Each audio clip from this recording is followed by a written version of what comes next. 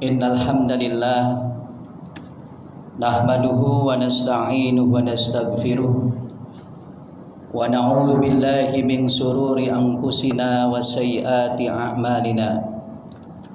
May yahdihillahu fala mudilla lahu wa may yudlil fala hadiyalah. Asyhadu an la ilaha illallah wahdahu la syarika lah wa asyhadu anna Muhammadan abduhu wa rasuluh la nabiyya wa la rasula ba'dah. Allahumma salli wa sallim wa barik ala nabiyyina Muhammad ibn Abdillah wa ala alihi wa ashabihi wa mawala la hawla wa la quwwata illa billah. Amma ba'du fa ya ibadallah, usikum wa iyaya bitaqwallah faqad fazal muttaqun. Faqala Allah Ta'ala fil Qur'anil Karim wa huwa asdaqul qailin. A'udzu billahi minasy syaithanir rajim. Bismillahirrahmanirrahim. Ya ayyuhalladzina amanu taqullaha haqqa tuqatih wa la tamutunna illa wa antum muslimun. Hadirin ma'asyiral muslimin wa jumratal mu'minin jamaah sidang salat Jumat rahimakumullah. Marilah kita senantiasa meningkatkan kualitas iman dan takwa kita kepada Allah Subhanahu wa Ta'ala. Dengan senantiasa kita isi sisa kehidupan di dunia ini dengan nilai-nilai ketaatan kepada Allah Subhanahu wa Ta'ala. Kita pergunakan seluruh nikmat karunia yang Allah berikan kepada kita semata-mata untuk ibadah kepada Allah Subhanahu wa Ta'ala dengan apapun profesi dan aktivitas kita. Kita yang menjadi pegawai, marilah kita berangkat ke kantor untuk ibadah kepada Allah Subhanahu wa Ta'ala.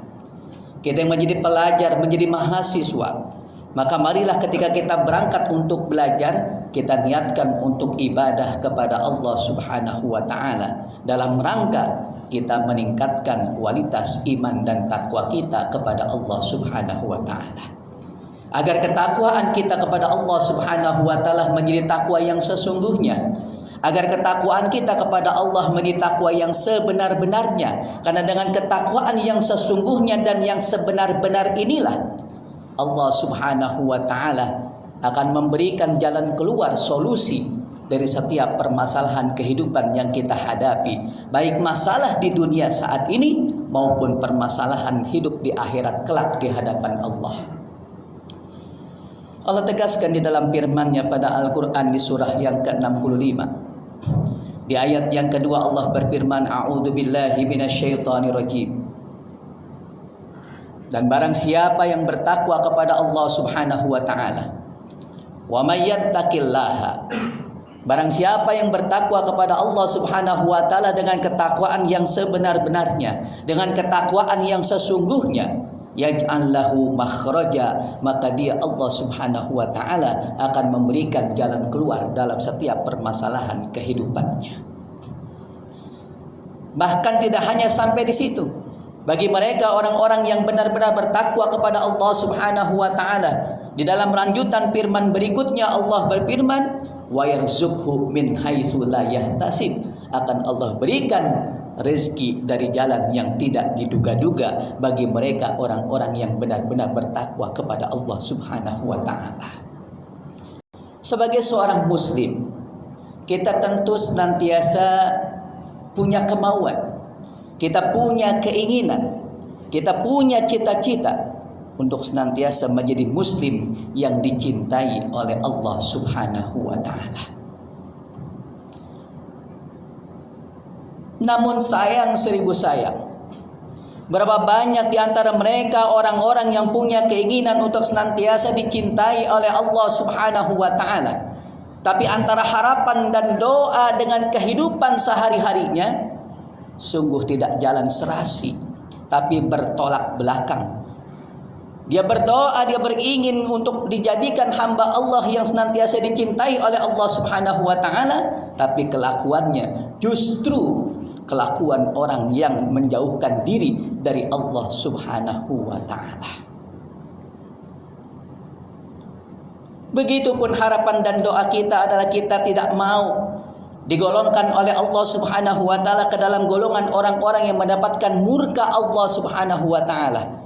Tetapi ketika harapan dan doa kita minta dihindarkan dari golongan orang yang dimurkai oleh Allah, sayang seribu sayang tidak sedikit di antara kita justru perilaku kita mendekatkan diri kita kepada murkanya Allah Subhanahu wa taala.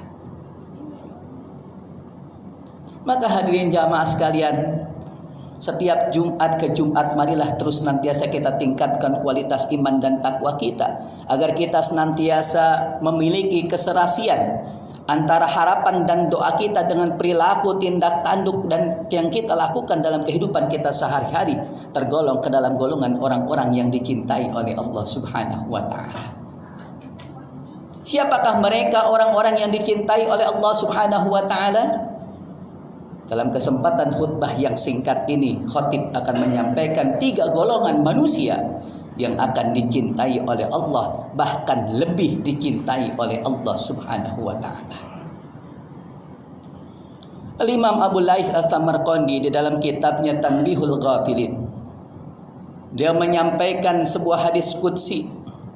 Qala Allah Ta'ala azza wa jalla, "Uhibbu thalasan wa hubbi li thalathin asyad." Aku cinta kepada 3 golongan manusia, tetapi aku lebih cinta lagi kepada 3 golongan yang lainnya. Siapa mereka? Yang pertama, Allah Ta'ala azza wa jalla berfirman, Rasulullah menyampaikan, "Uhibbul ghina sahi wa hubbil faqir sahi asyad." Aku cinta kepada orang kaya yang dermawan, orang kaya yang mampu memberi, orang kaya yang sadar bahwa harta kekayaan yang dimilikinya adalah merupakan titipan. Orang kaya yang sadar bahwa dari harta kekayaannya adalah yang menjadi hak orang lain yang harus dia keluarkan dalam bentuk infak, zakat, dan sedekahnya. Itu adalah orang-orang yang Allah cintai. Wa hubbi fakir sahih asyad. Dan aku lebih cinta lagi kepada Allah, kepada orang miskin yang suka memberi. Orang kaya suka memberi adalah merupakan hal yang biasa, karena dia punya. Tetapi kalau orang miskin yang hidupnya serba keterbatasan, dia mampu menderma memberi, berinfak, bersedekah, ini yang luar biasa dan ini yang lebih dicintai oleh Allah Subhanahu wa taala. Orang yang senantiasa mampu memberi dalam kehidupannya, maka Allah Subhanahu wa taala akan berikan keberkahan dalam hidup dan hartanya. Ketika kita memberi di jalan Allah Subhanahu wa taala, apakah itu kita membantu pembangunan masjid? Sadarilah bahwa yang memberikan balasan bukannya pengurus DKM. Ketika kita mengeluarkan harta kita untuk di jalan memberikan kepada anak yatim piatu, ke panti asuhan, itu pun yang memberi balasannya bukan ketua yayasannya. Kita memberi kepada pesantren untuk pembangunan pesantren dan lain sebagainya, itu pun yang memberi balasannya bukan pak kiainya.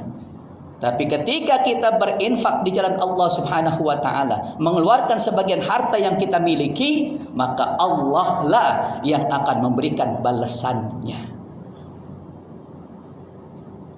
2 yang paling tidak yang akan Allah berikan kepada mereka, orang-orang yang senantiasa mampu bersedekah, mengeluarkan sedikit hartanya untuk membantu orang lain, yaitu Allah berikan balasannya berupa fisik. Secara matematik akan bertambah nilai kekayaannya. Tapi tidak hanya sampai di situ, Allah pun akan senantiasa memberikan keberkahan di dalam harta yang dimilikinya. Di dalam Al-Quran pada surah yang kedua, di ayat yang ke-261, Allah Subhanahu wa taala berfirman, A'udzu billahi minasyaitonir rajim. Matsalul ladzina yunfikuna fi sabilillah kamasali habbatin ambatat sab'a sanabila fi kulli sumbulatin mi'atu habbah. Kata Allah, perumpamaan orang-orang yang menginfakkan hartanya di jalan Allah Subhanahu wa taala bagaikan ia menanam 1 butir biji Dari satu butir biji yang ditanam akan menumbuhkan 7 cabang.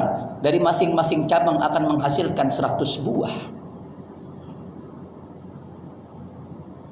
10.000 yang kita keluarkan di jalan Allah Subhanahu wa taala.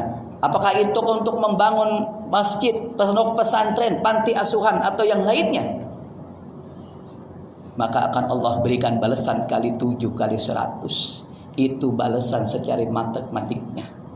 Tapi Allah Subhanahu wa taala tegaskan di akhir ayatnya, wallahu yudha'iful liman yasha, dan Allah Subhanahu wa taala akan melipat gandakan lagi ganjarannya bagi yang dikehendakinya. Disinilah nilai keberkahan yang Allah berikan kepada kita. Orang-orang yang senantiasa mampu berinfak, mendermakan hartanya membantu saudara-saudaranya. Golongan yang kedua yang akan Allah cintai dan bahkan lebih Allah cintai adalah wa uhibbul fakir mutawadhi. Aku cinta kepada orang fakir, orang miskin yang tawadu, orang miskin yang rendah hati, orang miskin yang tidak sombong. Dan ini adalah merupakan sesuatu yang wajar. Miskin, apa yang mau disombongkannya? Orang miskin yang tidak sombong adalah orang miskin yang senantiasa terus dia berusaha mencari karunia di atas muka bumi ini dengan nilai-nilai ketaatan kepada Allah Subhanahu wa taala. Orang miskin yang tidak pernah berputus asa, tapi dia terus punya semangat untuk bekerja. Banting tulang peras keringat, malam jadi siang, siang jadi malam, kaki jadi pala, pala jadi kaki. Namun sedikit pun hal tersebut tidak merendahkan dirinya di hadapan Allah Subhanahu wa taala, tapi justru itu dilakukan untuk ibadah kepada Allah Subhanahu wa taala. Orang miskin yang rendah hati, yang tidak sombong, Allah cintai.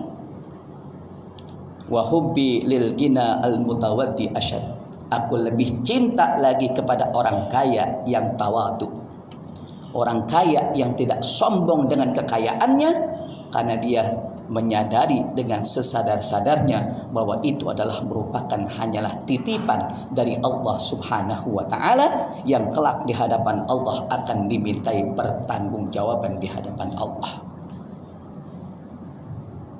Apa yang kita lakukan ketika kita hidup di dunia ini, sekecil apapun itu, sedikit maupun banyak, tidak akan ada yang luput daripada pandangan, catatan, pantauan Allah Subhanahu wa taala, yang itu semua nanti akan Allah perlihatkan dan akan kita pertanggungjawabkan di hadapan Allah.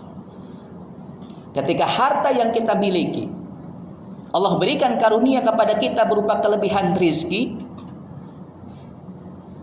maka yang akan Allah tanya dua. Rasulullah sallallahu alaihi wasallam menyampaikan di dalam sabdanya, riwayat Imam Al-Qurtubi, riwayat Imam At-Tabrani. Kata Rasulullah, bagi mereka orang yang memiliki harta nanti akan dipertanggungjawabkan di hadapan Allah pada hari kiamat, an malihi min ainak tasabah wa fima anfaqah. Hartanya didapatkan dari mana dan dibelanjakan untuk apa?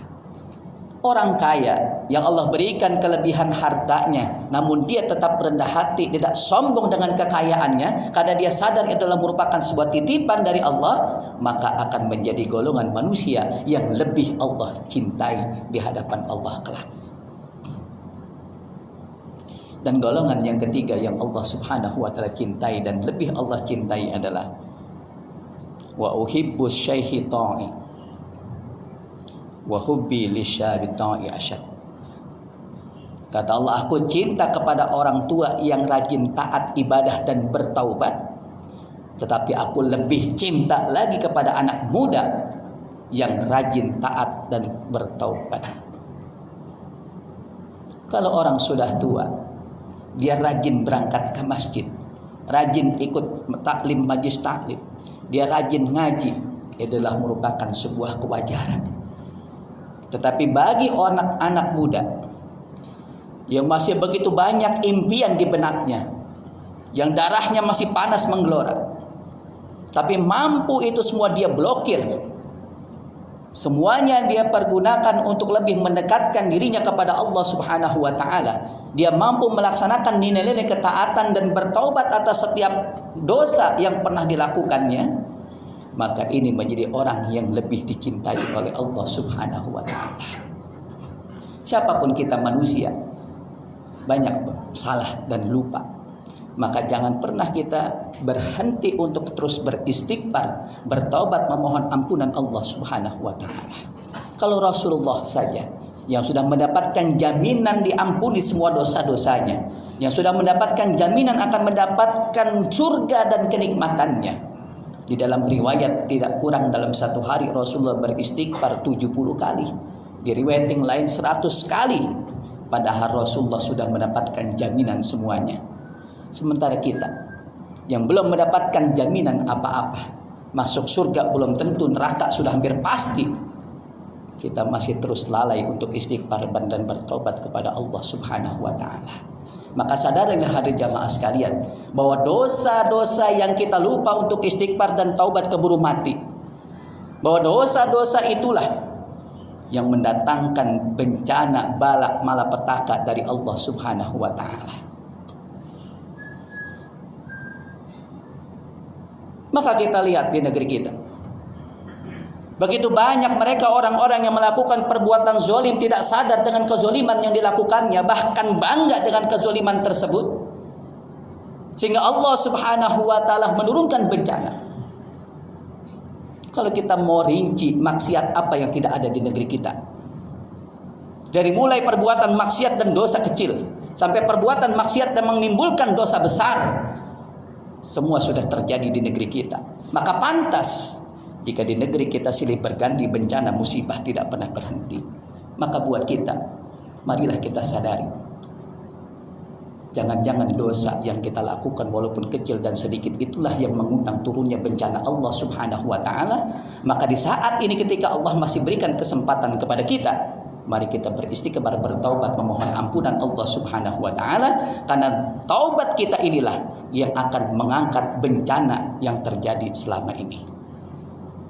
Maka hadirin jamaah sekalian, kita pergunakan nikmat waktu luang, kita pergunakan kehidupan yang Allah berikan kepada kita untuk terus nantiasa menjadi orang-orang yang terbaik di hadapan Allah Subhanahu wa taala, untuk menjadi orang yang dicintai Allah, bahkan menjadi orang-orang yang lebih dicintai oleh Allah Subhanahu wa taala. Sehingga dengan demikian, maka kita akan mendapatkan ketenangan dalam kehidupan kita di dunia ini, bahkan juga akan mendapatkan ketenangan dalam kehidupan akhirat kita kelak di hadapan Allah Subhanahu wa taala.